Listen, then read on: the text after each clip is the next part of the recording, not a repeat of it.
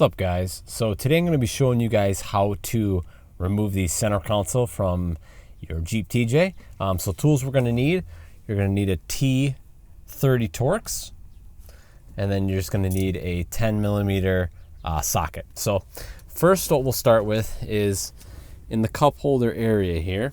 All we're going to do is take out this little rubber cup holder liner, if I can get it. Pick it up like that, lift it out, and then you can see inside here we have two T30 Torx screws. I'm just going to loosen these guys up.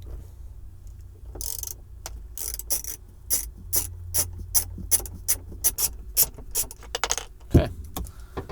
If you've never done this before, sometimes they'll have a little bit of like some type of a sealant on the bottom, because you can see right through to the ground from these screws. So now we got that one done. Then we're going to move on to the front here. So you're going to take out your cup holders and you just grab it and pull up on it, just like that, and that's going to reveal our 10 mil that we need to get out. Okay, so just like that, you can see on here, this has got that goop I was talking about. A little bit of like sealant on the bottom there. So save that, and then so the way this is set up here is this piece sits underneath this. You kind of have to lift this up a smidge, kind of break it off like that, and then you can slowly kind of lift this guy. So mine has the factory subwoofer in it, so there are wires that connect this all up together here. So if yours has the factory subwoofer, all you're going to need to do is move this tab over.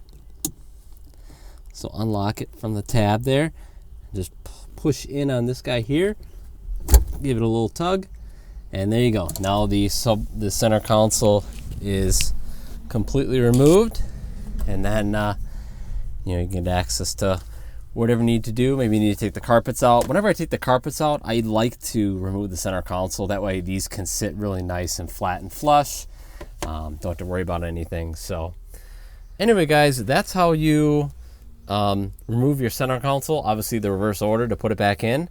But anyway, guys, hopefully this helped some of you guys out. If it did, definitely give the video a thumbs up. That helps me out a bunch, guys, and we'll catch you guys in the next video.